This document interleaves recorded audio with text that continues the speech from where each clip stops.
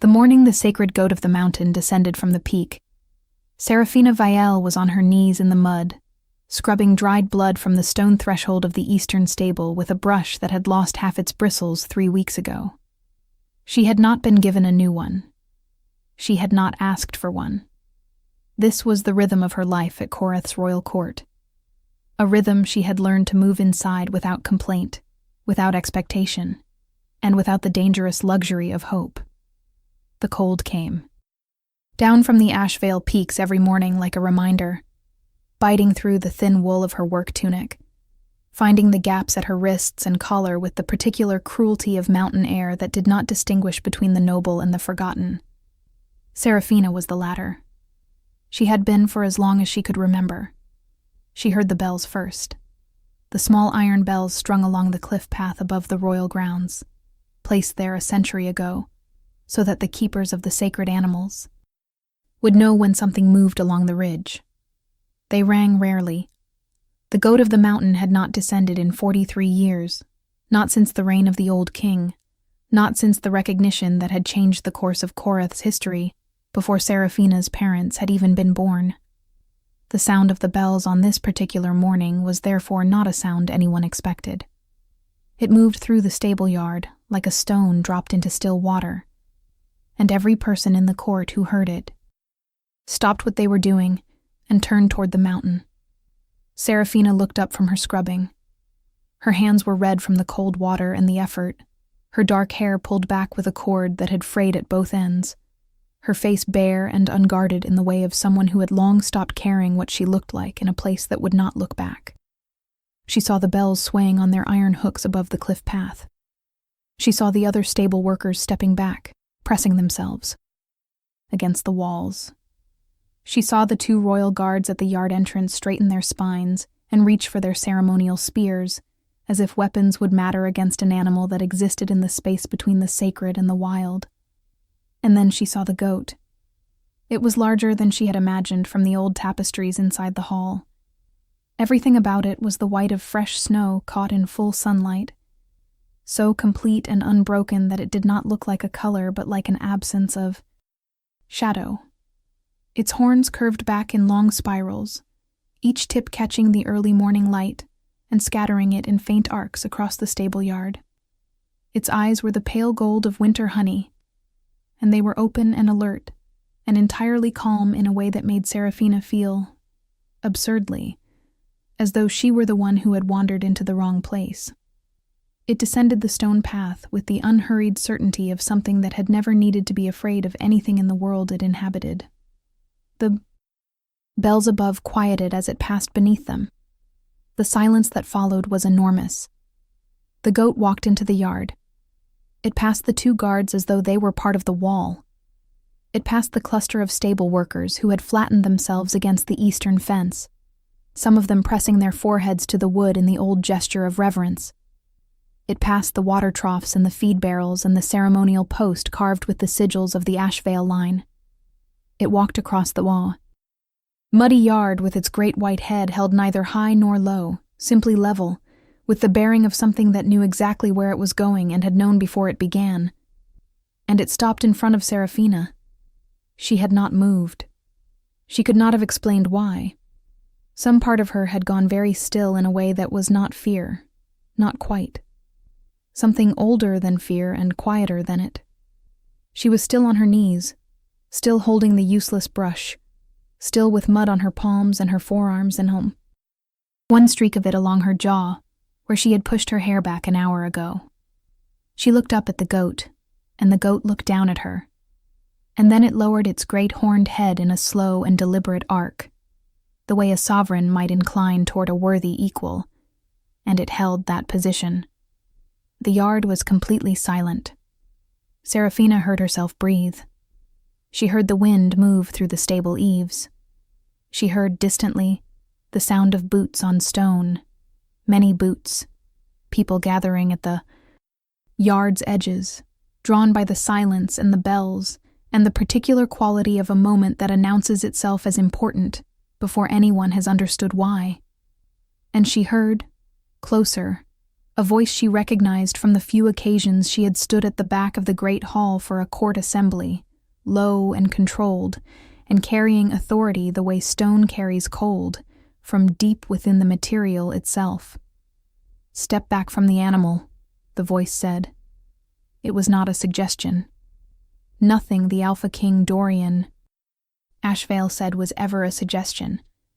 But Seraphina did not step back.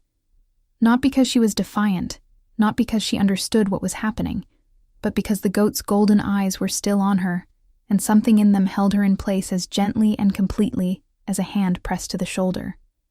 She stayed where she was. The goat stayed where it was. And she heard the boots stop. She made herself look up. She had to tilt her head back to see past the goat's lowered horns to the group that had gathered at the yard's entrance. They were not a small group. The court moved with the king the way water moves with the current, not by design, but by habit. And the habit had brought perhaps 30 people to the edge of the stable yard in the space of 2 minutes, nobles and attendants and guards and the 2 members of the High Council who happened to have been in the East Wing that morning. They were all looking at the goat. They were all looking at her. And at the center of the group, standing 1 pace ahead of everyone else in the particular way of a man who does not need to assert space because space simply arranges itself around him, was Dorian Ashvale. He was not what the tapestries showed him to be. The tapestries made him severe and formal, all hard lines and the Ashvale silver at his collar. In the actual morning light of the stable yard, he was something more complicated than that. He was tall in the way that did not require demonstration, broad at the shoulders in the way of a lichen who had never stopped training even after he had become the thing that others trained to survive.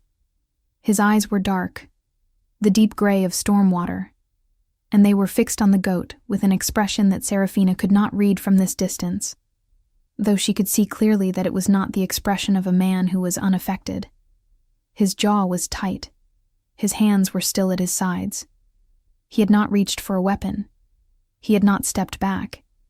He was looking at the goat, and the goat was looking at Seraphina, and the geometry of that triangle held everyone in the yard as completely as walls. "Who is she?" said a voice to his left. Not a question with warmth in it. A question that meant something different, something possessive and sharp. Lady Celestine Morn was the kind of beautiful that took effort to maintain and wore that effort as though it were effortless, which was its own particular form of artistry. She was dressed for morning court in deep blue, her pale hair arranged with the precision of someone whose attendance had been up since before dawn. She stood at the king's left with the ease of a woman who had been told, directly and indirectly, for many months, that her position there was not temporary. Her eyes moved from the goat to Seraphina with the particular focus of someone calculating the dimensions of a threat.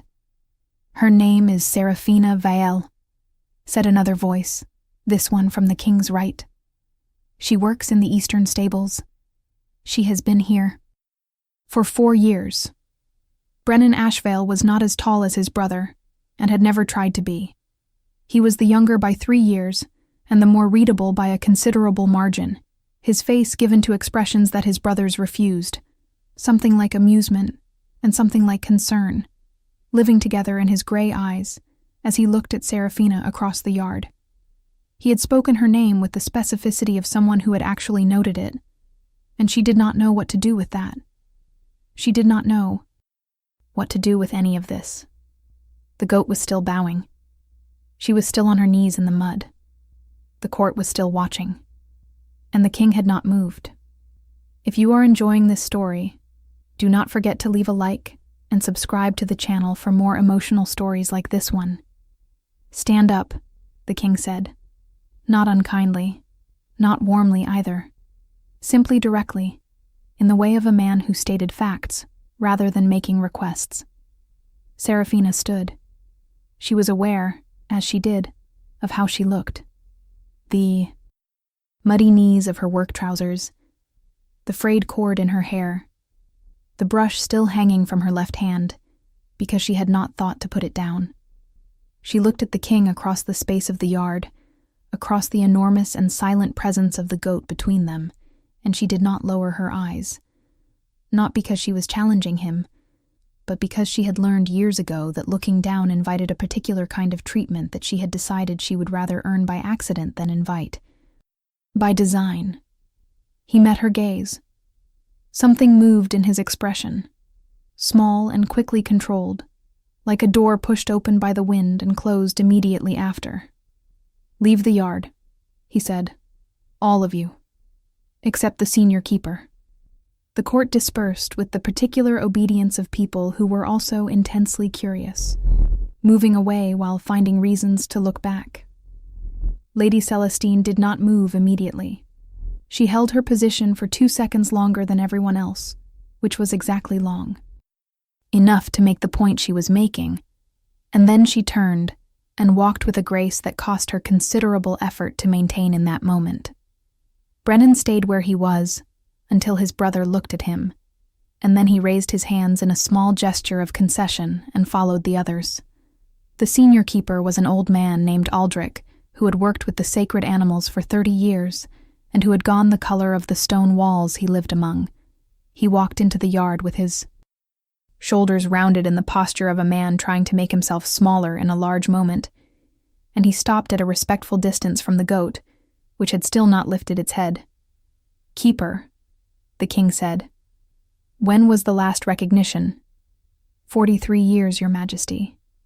In the reign of your father, the animal recognized the Lady Merowyn Thal, who became the queen consort of the Eastern Territories. Aldrich's voice was careful and even. Before that, 71 years. And the animal has not descended since. Not once, sire. Not for any ceremony or ritual or deliberate summoning. The sacred animals cannot be summoned. They come only when they choose. The king looked at the goat. The goat looked at Seraphina. Seraphina looked at the king, because she did not know where else to look, and looking at the goat at close range made her feel something she could not name, something that vibrated in her chest in the space below thought. "Vael," the king said. Not a question. "Yes, your Majesty, your family.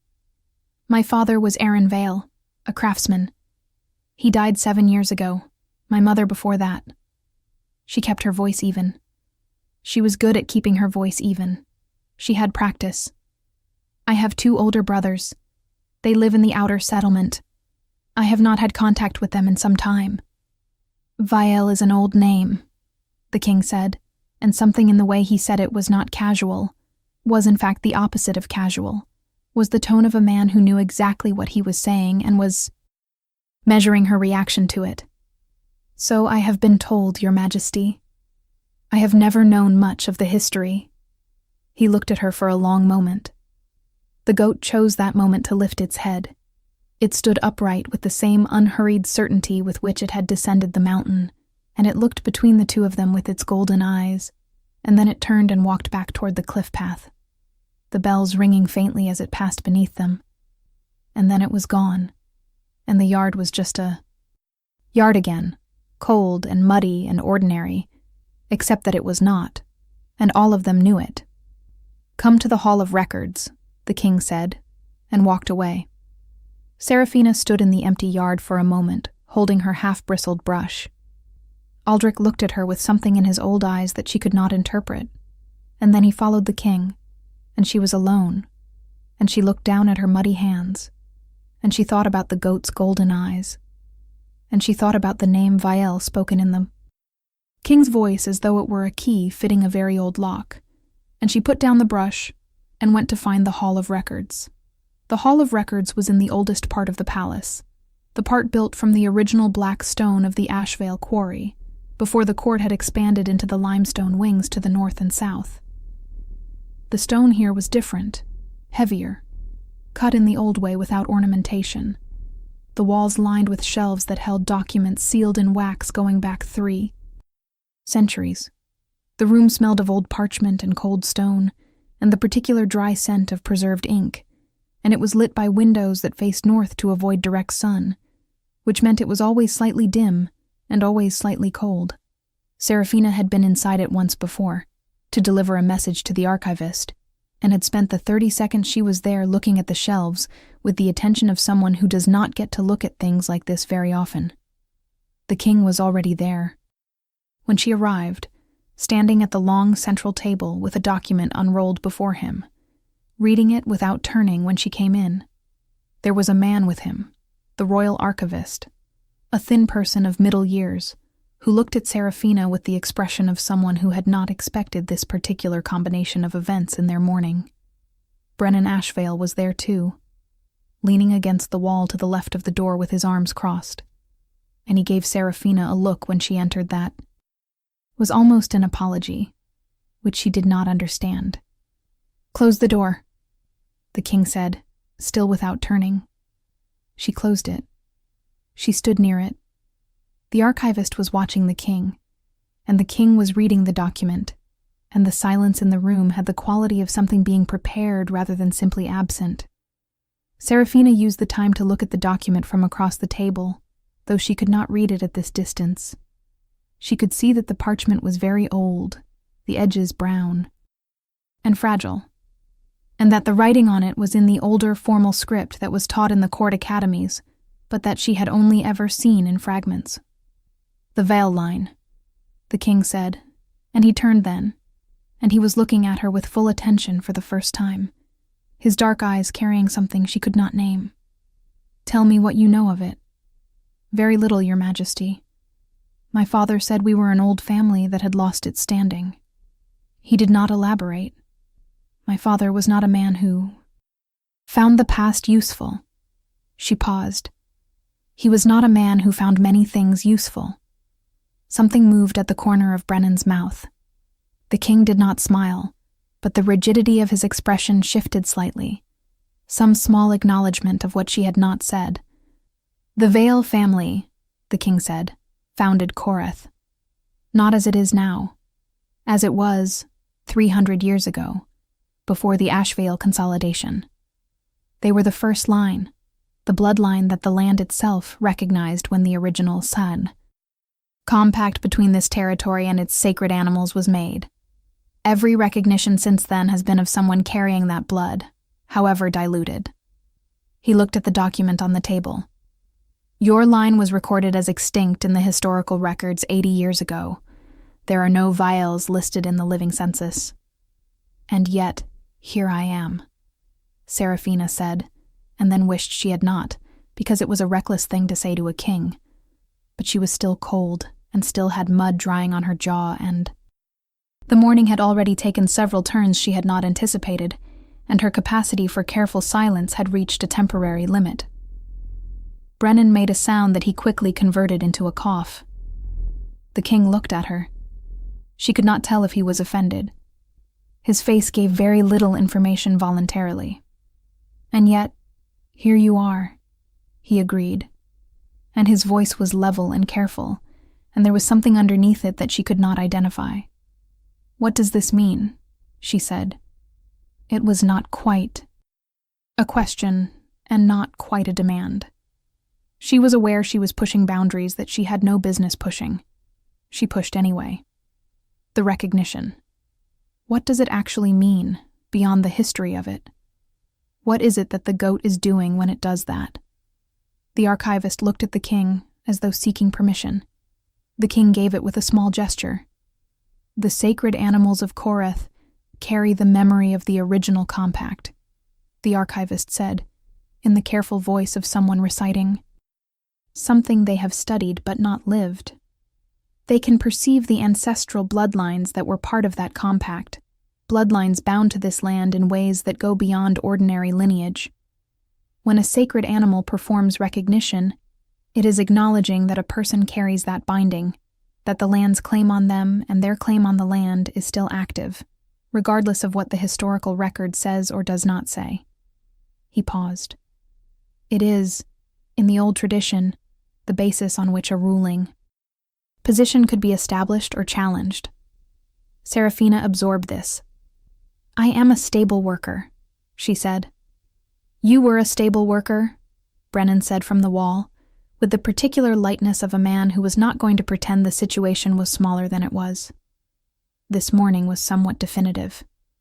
"Brennan, the king said. She deserves clarity, Dorian. The name without the title, the ease of it, the fact that the king did not correct him, told her something about the nature of their relationship that the formality of the court had not shown her. And the king, hearing it, looked at his brother for a moment with an expression she could not read, and then looked back at her. The recognition creates a political situation, the king said, with the precision of a man who had decided that the cleanest path through a complicated thing was a straight line, one that cannot be ignored. The sacred compact is not ceremonial. It is foundational to the legitimacy of this court, to every ruling decision made in the last 3 centuries. The goat recognized you. That is recorded. It cannot be unrecorded. He paused. You will need to be moved from the stables. I see. She did not know what else to say. She had come into this morning with nothing exceptional about her in anyone's assessment, including her own, and she was leaving this room, she understood, with something very different. She was not sure she had agreed to it. You will be given chambers in the East Residential wing and assigned appropriate attendants. You will be provided with court dress and included in court functions, while the implications of the recognition are formally assessed by the council. He said all of this, as though reading from a list that he had prepared, which perhaps he had, in the 3 minutes since leaving the yard. He was that kind of man. The council will want to see you. There will be an inquiry into the Vielle lineage. You will cooperate with the archivist. And Lady Celestine, Seraphina said, because she was not going to pretend she had not seen the way that woman had looked at her. The king's expression did not change. Lady Celestine is a guest of the court, he said. I see, Seraphina said again. And what am I, your majesty? The silence that followed was not comfortable. It was the silence of a question that had landed exactly where it was aimed. The king looked at her across the table, and she looked back at him, and she thought about the goat's golden eyes and the way it had lowered its great head, and she thought about the mud on her hands and the frayed cord in her hair, and she thought about her father's voice saying that the past was not useful, and she thought that for the first time in a very long time she was not certain that was true. You are a Vale, the king said finally. What that means, we are going to determine together. She was given chambers in the East Wing, 4 times the size of the storage room she had been, sleeping in behind the stable block. She stood in the doorway for a long moment, looking at the actual bed and the actual window, and the small hearth with a fire already lit. And then she went inside and sat on the edge of the bed and breathed until the feeling in her chest, which was not quite grief and not quite relief and not quite anger, settled into something she could manage. An attendant named Priya came before noon and helped her wash and gave her a clean dress of actual wool, and she worked with the efficient kindness of someone who had decided that useful meant not adding to a person's visible burden. When Seraphina looked at herself in the mirror, she did not immediately recognize the reflection, not because the dress changed her, but because she had not seen herself in anything better than a cracked fragment or a water surface in so long that the coherence of the image was briefly disorienting. She was not what the court would call beautiful, but she looked like someone. She had forgotten briefly that she was. The first council meeting was 3 days after the recognition. Brennan appeared at her chamber door the previous evening with 2 cups of tea and told her the council would be formal and difficult, and that at least 2 members had been in private conversation with Lady Celestine since the recognition. He told her to answer every question directly and give nothing extra, and that the worst thing she could do was appear uncertain about what she was. I am uncertain about what I am, she said. I know, he said. Do not appear to be. My brother is not as certain as he sounds either. I want you to know that. She drank her tea and looked at the fire and did not ask him to say more. He stayed for another hour telling her small things about the council members, their concerns and vanities and principles, in a voice that was doing the work of preparation without calling it that. The council chamber was in the oldest part of the palace, the stone dark, and the ceiling low, the table worn smooth by 3 centuries of deliberating hands. 5 council members looked at Serafina when she entered the way they might look at something brought in from outside for examination.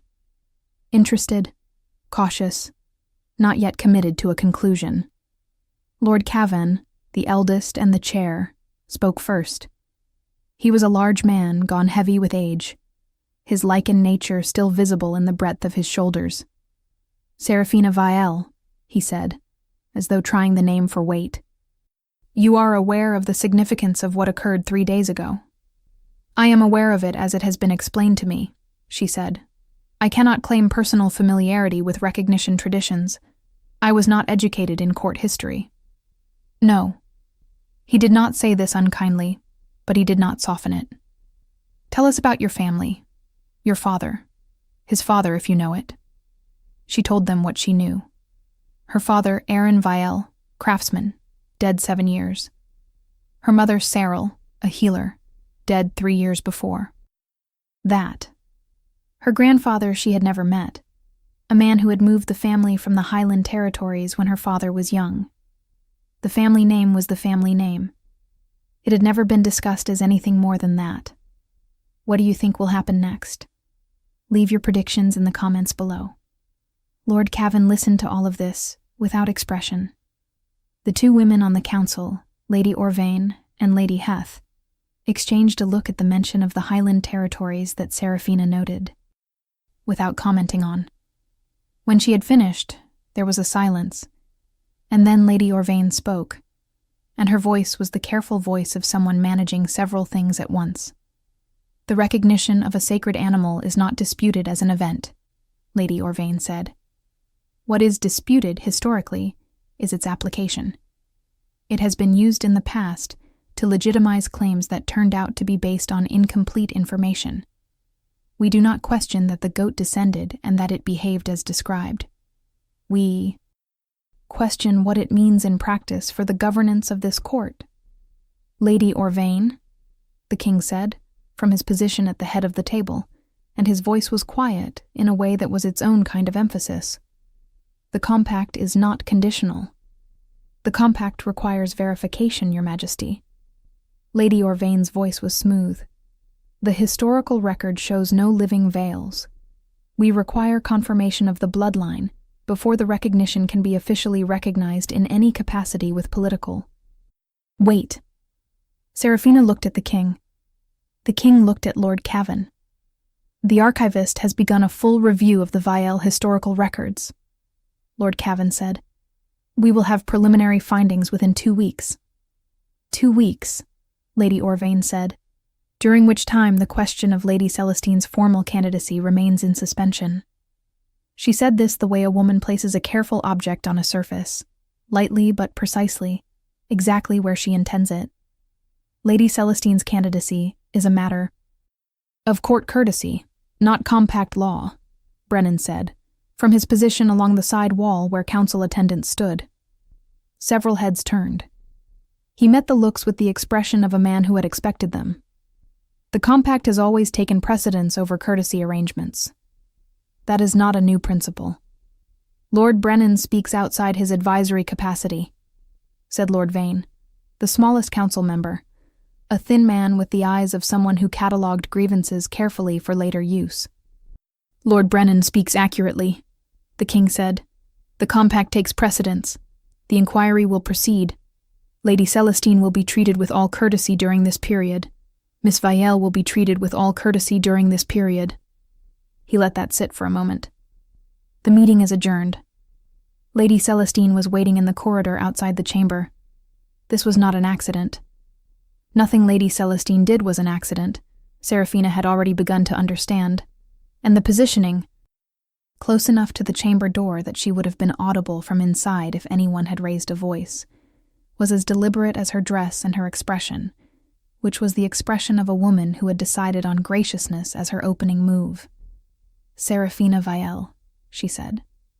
Her voice was warm and light, and entirely controlled. "I believe we have not been formally introduced. I am Celestine Morn, of the Morn family of the Northern Territories. A pause, brief and perfectly weighted. I imagine these last few days have been quite overwhelming for you. Serafina looked at her. Celestine was beautiful in the way that required maintenance, and knew it, the kind of beauty that made a statement and expected acknowledgement. She was also, Serafina suspected, considerably more intelligent than she generally chose to show, and the intelligence was what she needed to be careful about. They have been informative, Serafina said. Lady Celestine. Something in Celestine's eyes, sharpened, barely visible, quickly smoothed. Of course, the recognition is extraordinary. No one questions that. She moved slightly, a small reorientation that brought her a half step closer. The way a person adjusts when they want to speak more privately, which was itself a performance for the two attendants standing at a respectful distance who would hear everything.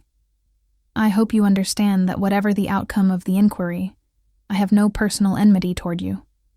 You did not ask for this. I did not, Serafina agreed. No one could have anticipated it. Another pause. I only hope that the process is handled in a way that does not destabilize the court unnecessarily. There are political arrangements, long-standing ones, that depend on a degree of continuity. She said this pleasantly, in the tone of someone offering helpful information to a person who might not have the context to understand it. I appreciate the information, Serafina said. I will keep it in mind. Celestine held her gaze for a moment. Something moved in it that was not the warmth she had opened with. Something calculating and real. And Serafina thought that this was actually more honest than the performance had been. Then the warmth returned, smooth and complete. I am certain we will understand each other better as time goes on, Celestine said, and inclined her head in the small gesture of court courtesy, and moved away. Serafina stood in the corridor and filed what she had just been, told in the part of her mind that had learned to pay attention. The inquiry took 12 days. Fenwick the archivist, whose passion for genealogical record-keeping bordered on devotion, had found in the Highland Territorial Archives a series of documents filed under a different family name, the maternal name of Serafina's grandmother, a clerical decision made 80 years ago that had caused the Vale bloodline to vanish from the main census while remaining verifiable in the secondary records for anyone patient enough to look. Fenwick was that patient. He presented his findings with the barely contained enthusiasm of a man who had found something significant and wanted credit for it.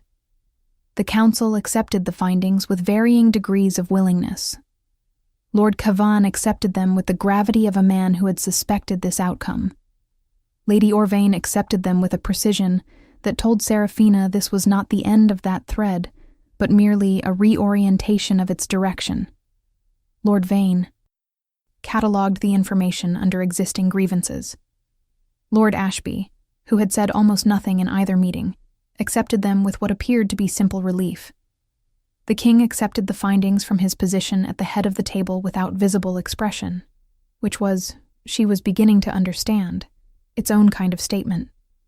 The bloodline is confirmed, Lord Cavan said. The recognition stands. The court formally acknowledges Serafina Vale as a recognized descendant of the founding compact. He paused. The question of what practical status this confers will require further discussion. The compact tradition is fairly explicit on this point, Brennan said from the wall. The compact tradition was written for circumstances rather different from the current ones, Lady Orvain said. It was written for circumstances exactly like the current ones, Brennan replied, with the pleasantness of a man being obstinate on purpose. A recognized Vale bloodline and a sitting Ashvale king. The tradition addresses this directly. The question is whether the council intends to honor the tradition or debate it until the tradition becomes moot through delay. The council will take 2 days to formally deliberate, the king said. Miss Vielle, you are free to go.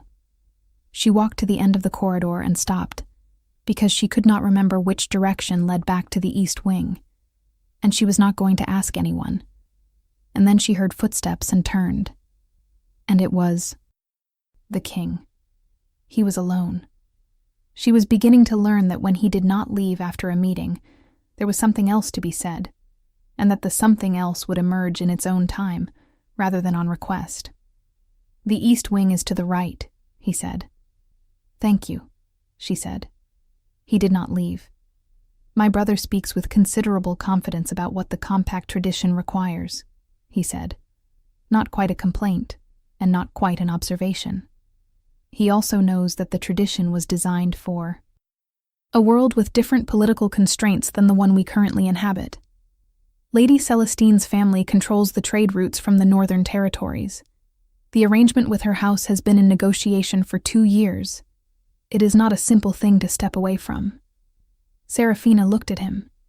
He was telling her something he was not required to tell her. "I have not asked you to step away from anything," she said. "I came here with a brush and a bucket, and left with a different room. I am not planning anything, Your Majesty." Something shifted in his expression, small and quickly controlled, like a door pushed open by the wind and closed immediately after. "What do you want?" he said directly, looking at her with full attention. She thought about it seriously before answering. "I want to understand what I am. I have spent a long time not knowing. Beyond that, I have not had the luxury of wanting specific things, and I would need some time to develop the habit." "That is an honest answer," he said. "I find them more efficient," she said. The corner of his mouth moved in something adjacent to a smile, and then it was gone, controlled back.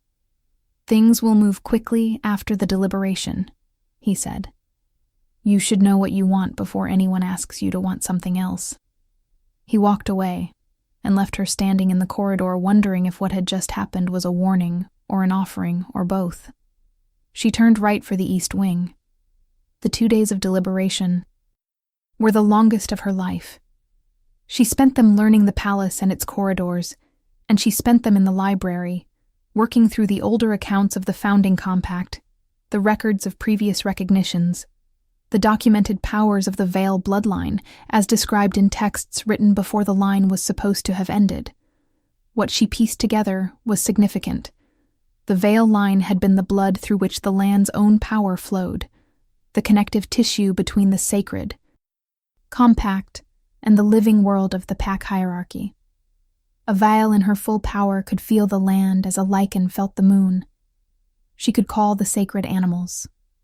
The texts were clear that this calling was not command but resonance, the land and its creatures responding to a blood that carried the original intention of the compact, the willingness to be responsible for this place and its people. And that willingness, even dormant and unknown, even in a woman who had never been told what she was, called to the things that were bound to it. She sat with this for a long time, and thought about her father, who had moved them away from the Highland territories without explanation. She thought he had known. She thought he had chosen silence as protection. She was not certain he had been right, but she understood for the first time that the silence had been a choice rather than a failure. On the morning of the second day of deliberation, Lady Celestine came into the library and settled into the chair across from Serafina with the grace of a woman who had decided to show a different card. "I thought I might find you here," Celestine said. "You have been reading the old histories." "I have. Most people in your position would be managing their relationships with the council members." Celestine looked at the books on the table. "I want to tell you something. Not as a threat and not as an alliance. Simply as information from someone who has been paying attention." She paused. "Dorian. Ashvale has never looked at anyone the way he looked at you in that stable yard." Serafina said nothing. "I do not say this to wound you or to flatter you," Celestine said. "I say it because it is relevant. I have spent 11 months being precisely what this court required of a potential queen. Educated, politically connected, appropriate in every particular." A pause, and her voice shifted into a register more real than anything she had shown before. "And he has always been courteous to me. And nothing more. I am not a fool. I know the difference between a man who is considering you and a man fulfilling an arrangement. She met Serafina's eyes. He is considering you. Whatever the council decides, that is the fact that will shape what comes next. Why are you telling me this? Serafina said. Because I would rather lose with my dignity intact than win something that does not actually want me. Celestine looked at the old books. I am not the villain of your story. I am a woman who made a reasonable calculation and discovered the ground had shifted. They looked at each other across the table with the honesty of two people who had dropped their protective layers, and Serafina said the truth. I do not know what I am doing. I do not know what any of this means, or where it goes. I know how to scrub a threshold, and care for animals, and keep myself from disappearing into a situation that does not see me. I do not know how to be what this court is apparently deciding I am. Celestine looked at her for a long moment. No one does at first. The ones who seem to are lying. She stood, smoothing her dress in the gesture of a woman recollecting herself. For what it is worth, the recognition is not a small thing. The land chose you. That is not nothing.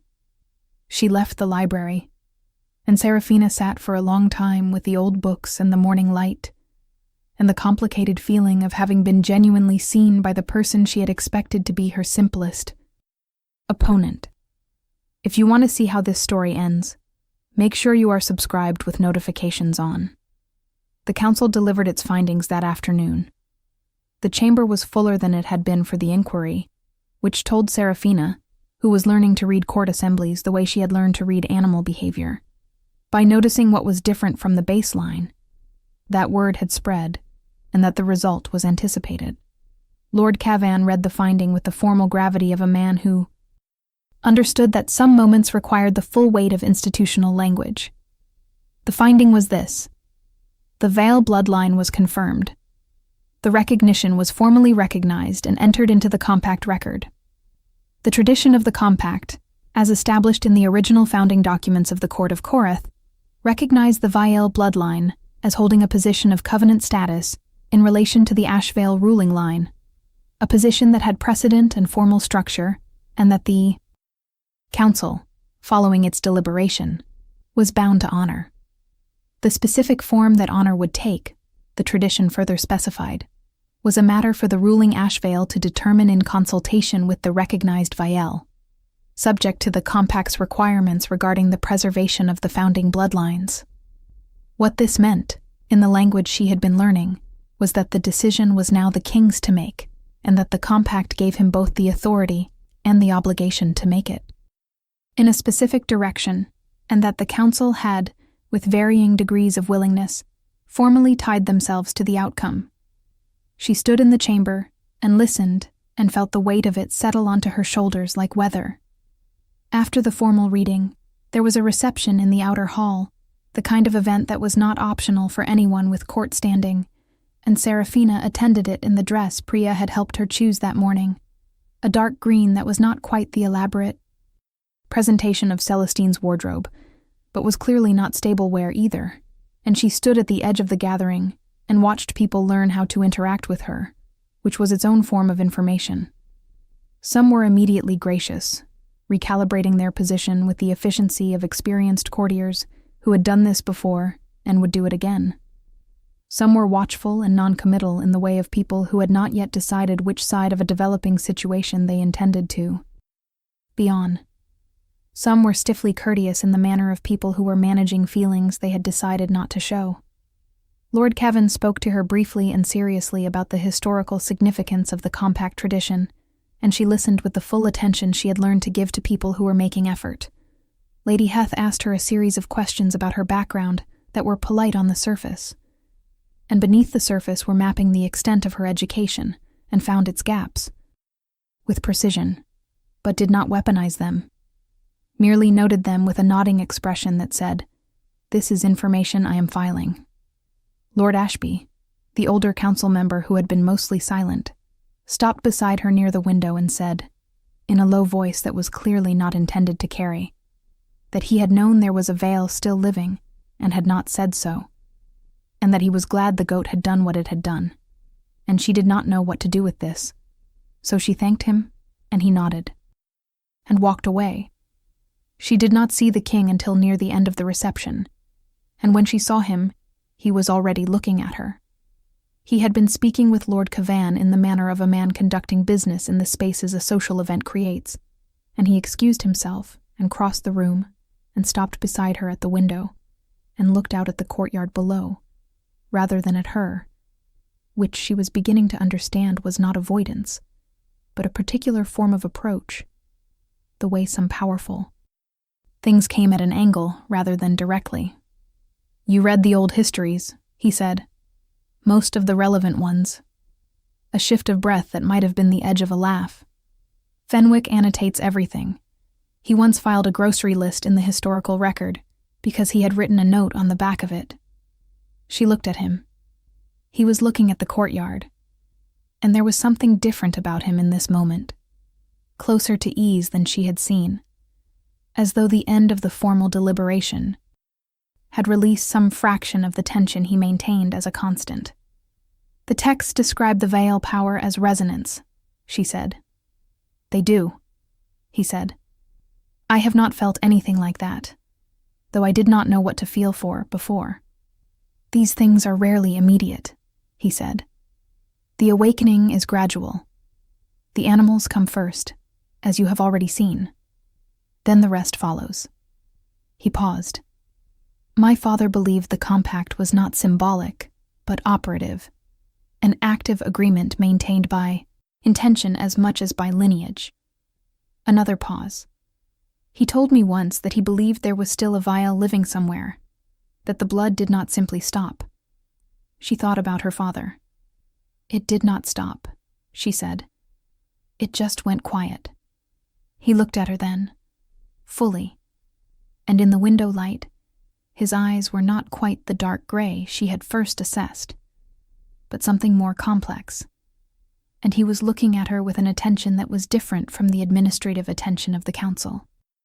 Chamber, something with fewer layers of management over it, and she felt in her chest the vibration that had been present since the morning in the yard and had not stopped. She did not move. He looked at her for a long moment, and then said, with the careful precision of a man who had decided on honesty as his most efficient path, that there was something he should tell her. "The compact tradition does not merely recognize the Vael bloodline as covenant status. It specifies, in the founding documents, that a recognized Vael and the reigning Ashvael are bound by the same logic that created the original compact, that the full power of the Vael line can only be fully activated in conjunction with its counterpart." He paused, and she could see him choosing the next words with great care. "The original compact was made between two people, not two bloodlines.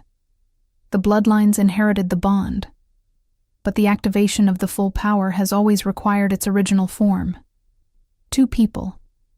Serafina looked at him for a long moment.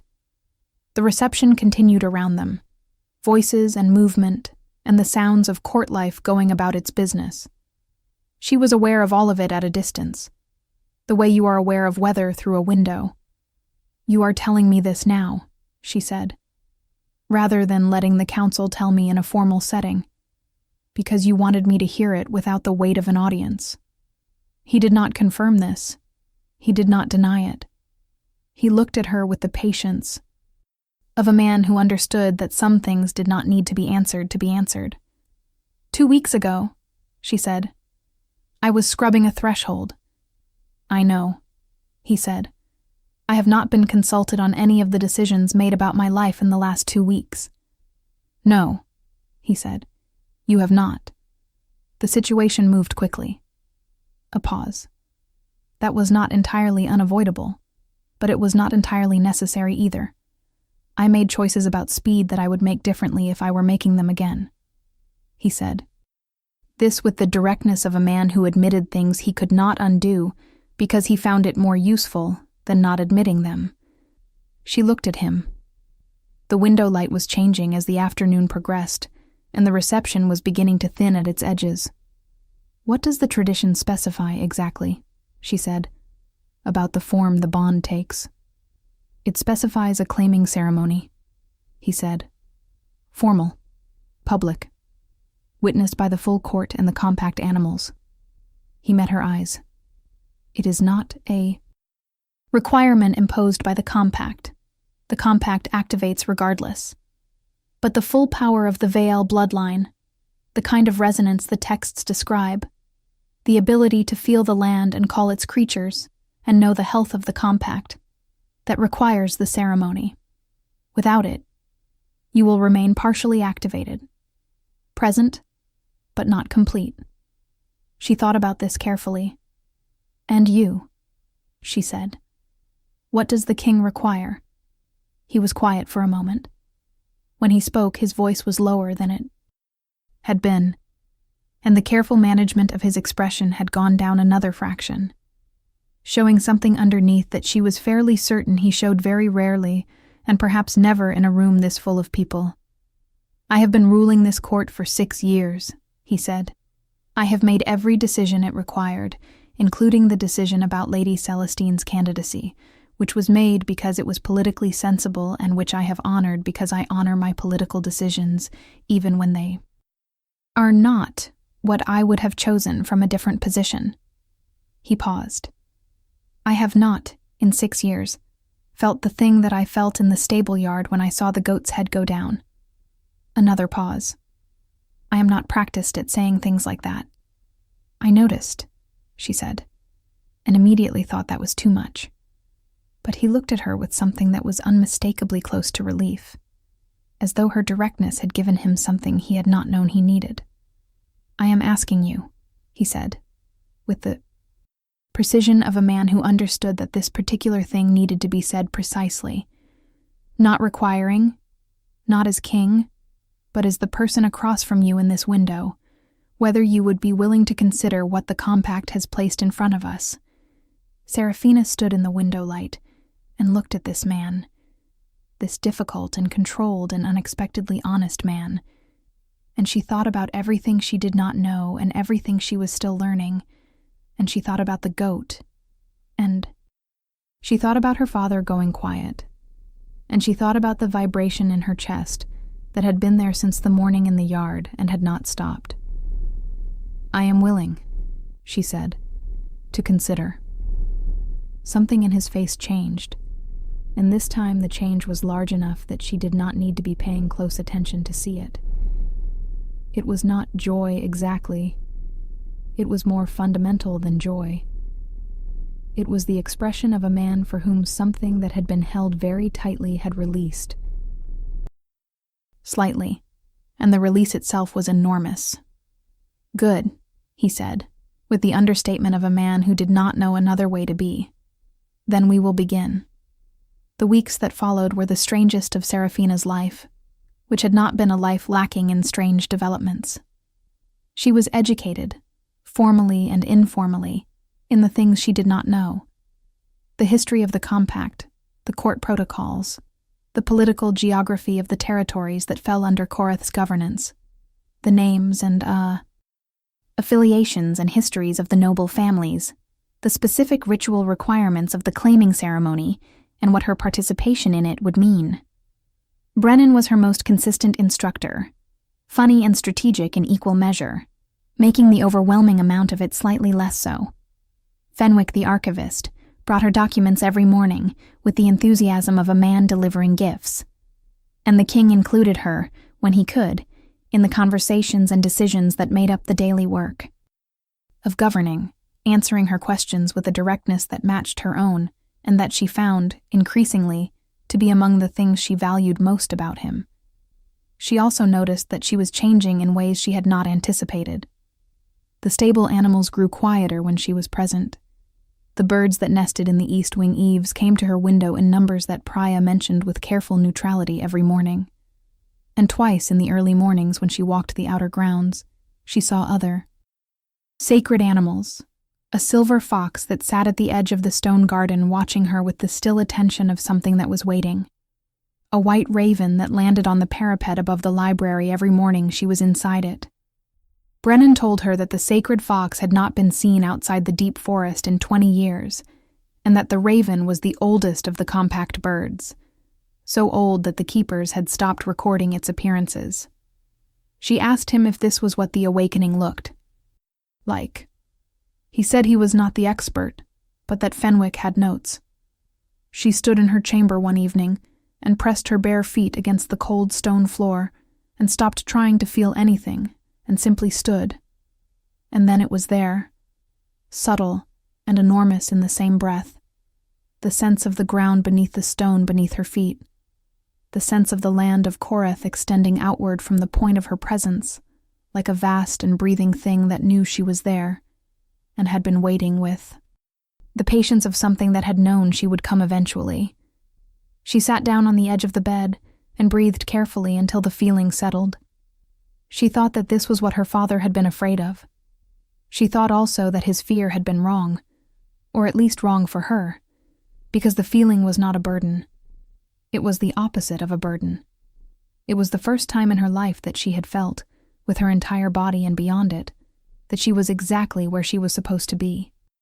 She told the king about it the following morning on their walk of the outer grounds, a habit they had fallen into that had begun practically and become something else without either of them naming it. He listened without interrupting, which she had learned was the way he listened when something mattered to him. And when she finished, he said that his father had described something similar, the sense of the pack and the territory as a living extension of himself, and that it had changed how he made decisions. She asked if that was why he had included her in the governance discussions. He looked at her sideways with the small, genuine look, rather than the managed assessment she had first seen from him, and said partly because she asked better questions than most of his counsel. She felt heat in her face that she refused to acknowledge, and told him that was a low bar. "It is not, actually," he said, with warmth in his voice that was real. And she thought about Celestine in the library saying he has never looked at anyone the way he looked at you. And she thought that she was going to need to be more careful because the feeling was getting larger, and she was not certain she knew how to manage something this size. She was not careful enough. Or perhaps she was exactly careful enough, and the situation was simply larger than careful could contain. It happened in the hall outside the East Council room, late in the afternoon of a day that had been dense with formal meetings and political negotiations, and the particular exhaustion of learning an enormous amount of information, while simultaneously performing a composure she was still building the infrastructure for. She was walking back to her chamber, and the king was walking from the council room in the opposite direction, and they met in the middle of the corridor, and there was a moment, just a moment, where neither of them stepped aside or continued, where they simply stopped, and the corridor was otherwise empty. And the afternoon light was coming through the high window to their right, and she was tired, and he looked tired, and they were standing very close because the corridor at that point was narrow, and she looked up at him, and he looked down at her, and the vibration in her chest was so present and so clear that she thought he must be able to feel it from where he stood. He reached up, and with the careful deliberateness of a man who was making a considered decision, he touched the side of her face. With the back of 2 fingers, barely contact, barely pressure, the lightest possible version of a thing that was nevertheless entirely unambiguous. She went very still, the way she had gone still in the stable yard, the stillness that was not fear but something older and quieter. His eyes were on hers, dark and careful, and openly honest in a way she had not seen from him before, without the management, without the layers. "Seraphina," he said. Just her name, not Miss Vale, not the formal address, just the name, in a voice that had the quality of something being released rather than spoken. "Yes," she said, which was not an answer to anything he had said, but was an answer to the question the moment was asking, and they both knew it. He lowered his hand. He did not step back. "The ceremony is in 3 days," he said, in a voice that was doing its best to be practical and mostly succeeding. "The council has set the date." "I know," she said. She had been told that morning. "There's still time to withdraw from the arrangement." He said this directly, and without any of the management she had learned to watch for, which meant he was saying it because it was true and because he believed she deserved to hear it, not because he wanted her to do it. The compact does not require your consent, as the documents were written, but I do. She looked at him for a long moment, at this complicated and controlled and unexpected man who asked for her consent in a world that did not require him to. And she thought about everything the last 3 weeks had been. And she thought about the land beneath her feet. And she thought about the goat's golden eyes. "I am not withdrawing," she said. Something moved across his face that was enormous and contained, like weather behind glass. He nodded once, the slight and deliberate nod of a man accepting something of great significance with as much composure as he can manage. "Then I will see you in 3 days," he said. "You will see." "Me tomorrow morning," she said. "We are walking the grounds." He looked at her, and this time the corner of his mouth moved in a way that she could clearly see, and it changed his face completely, made him look like someone she wanted to know for a very long time. And she had to look away before she said something else she was not ready to say. The night before the claiming ceremony, she could not sleep. She lay in the actual bed in the actual room and listened to the palace breathe around her. The sounds of the night watched changing, the wind through the east wing eaves, the distant sound of the sacred animals in their enclosures, and the vast presence of the land of Korath spreading in every direction beyond the walls, threading through her blood with the patience of something that had always known she would arrive at this particular night. She was not afraid. She had been afraid of so many things in her life, of the wrong word, and the wrong moment, and the quiet devastation of being seen and found insufficient. And she had lived so carefully inside that fear that she had almost stopped noticing it was fear, rather than just the texture of existing. But lying in her room the night before the ceremony, she felt none of that. She realized after a long time of lying still, something she had no practice identifying. She was ready. Celestine had come to her chamber 2 days after the council announcement and announced her departure for the Northern Territories, with the composure of a woman who had made her peace and intended to exit with her dignity fully intact, which she did. Before leaving, she had said she hoped Serafina knew what she was getting into, not as a warning, but as a genuine question.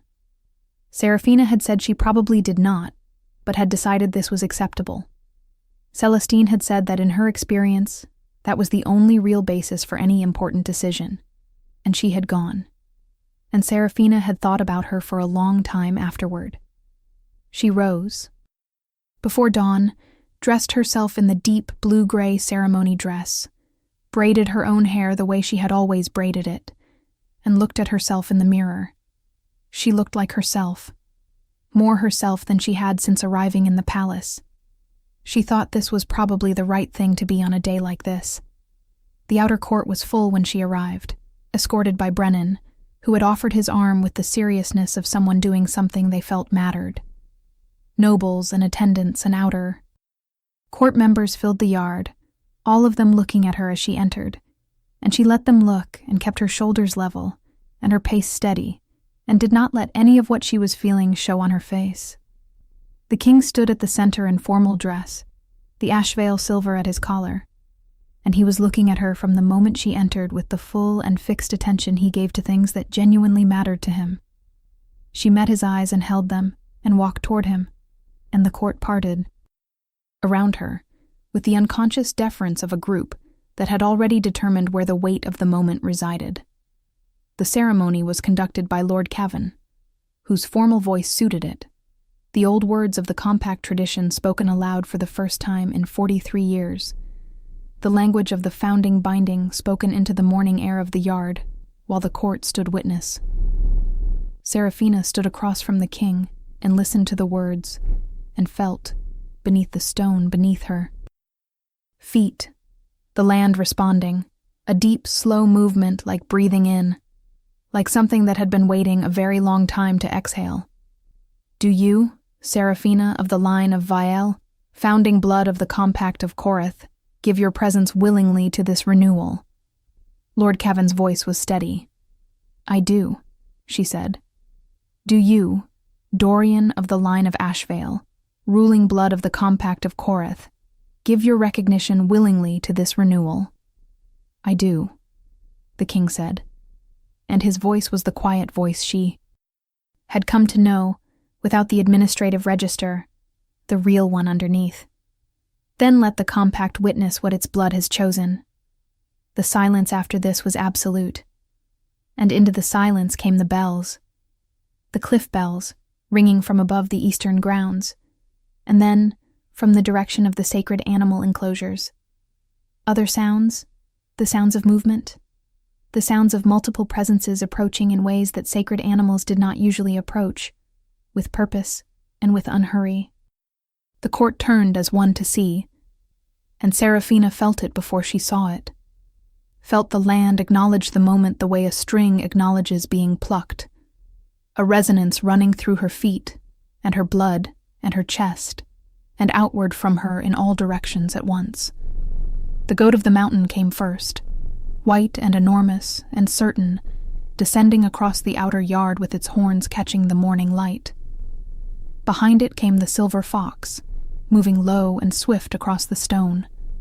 The white raven descended from somewhere above and landed on the carved ceremonial post at the yard's center, and it looked at Seraphina with eyes that were the same pale gold as the goat's, and she thought, with the part of her mind that was still managing the ordinary business of existing, that she had not known ravens could have golden eyes, and then the extraordinary part of the moment took over entirely. The power that moved through her was not what she had expected. She had been anticipating something dramatic, something that announced itself with force, and instead, it was like the moment of recognizing a voice you have always known, the instant of orientation, of "oh, there you are," the sudden coherence of something that had been present, but unclear. She felt the land.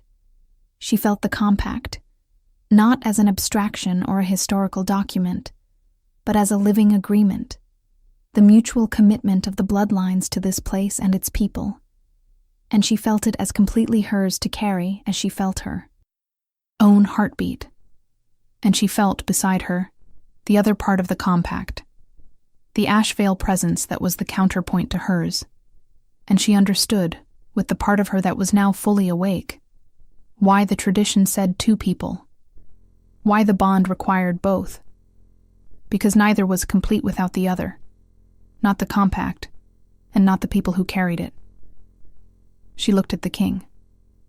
He was looking at her, and he felt it too. She could see it in his face. The same recognition, the same coherence, the "oh, there you are," and his face in this moment was entirely without management, entirely open, in a way she thought he had possibly never shown anyone in this yard or any other, and she thought it was the most honest thing she had ever seen.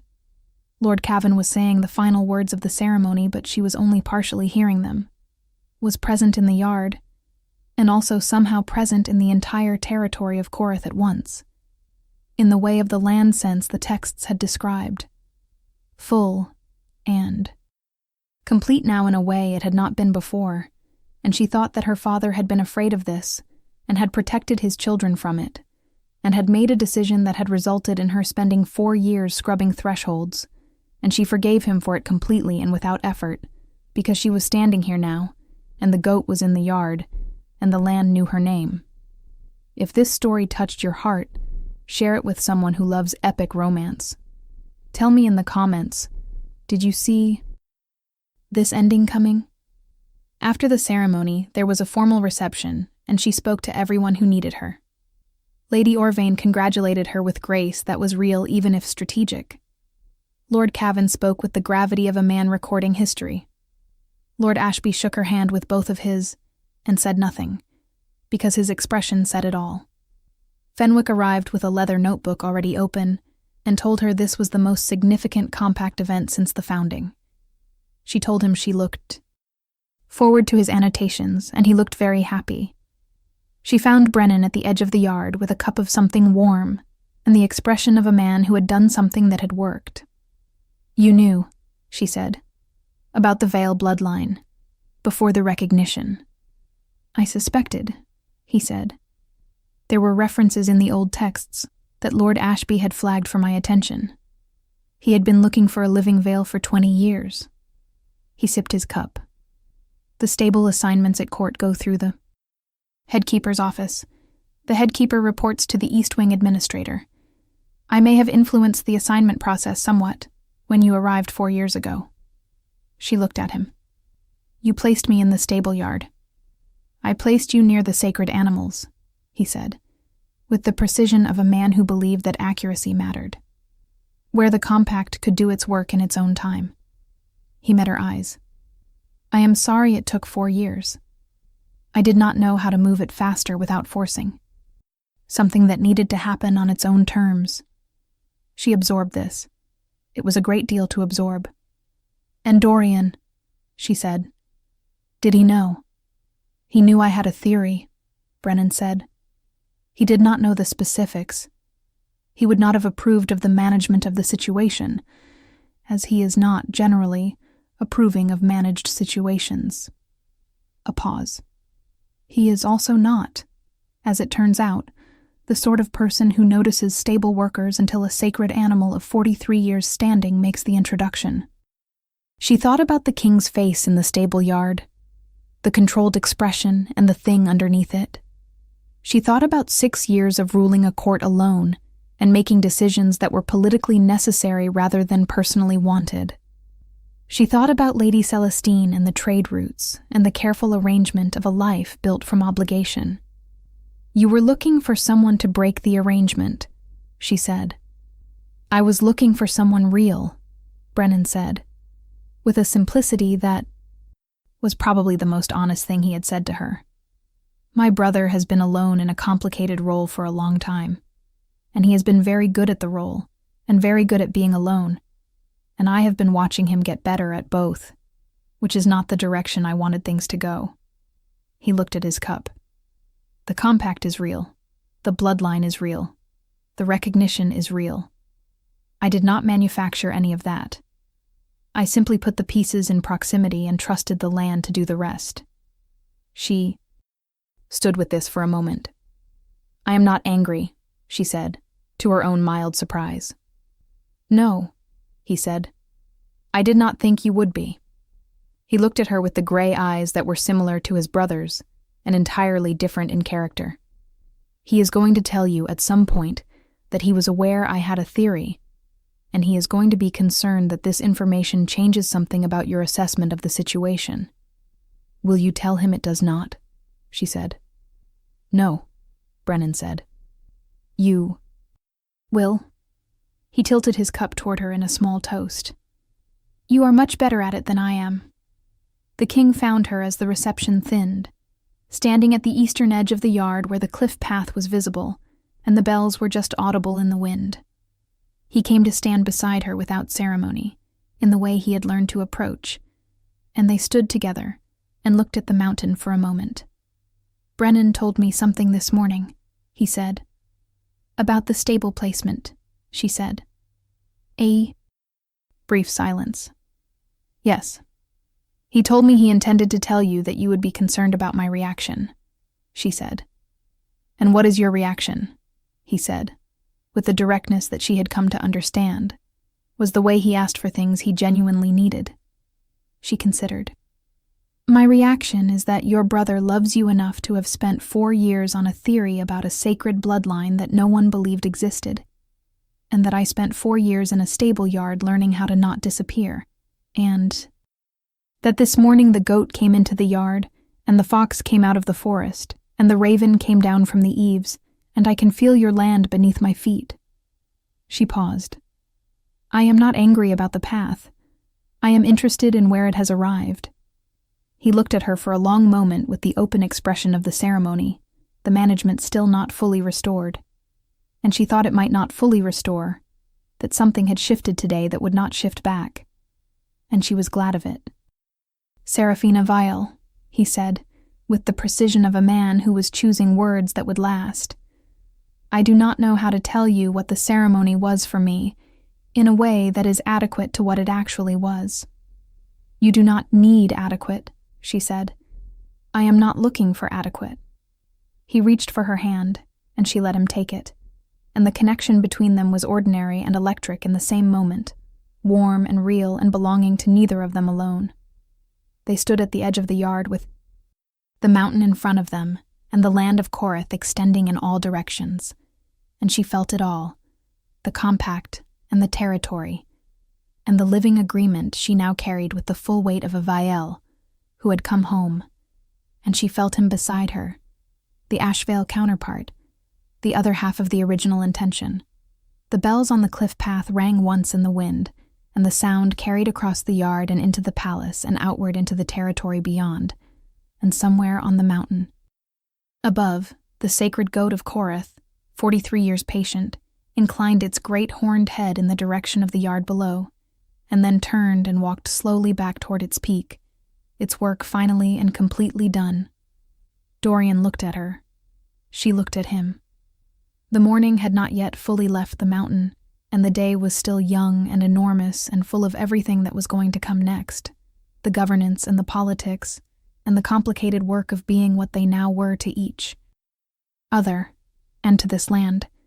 And neither of them pretended it was simple, because it was not simple, and neither of them looked away, because looking away had never been what either of them did, and in that not looking away was everything they needed to begin.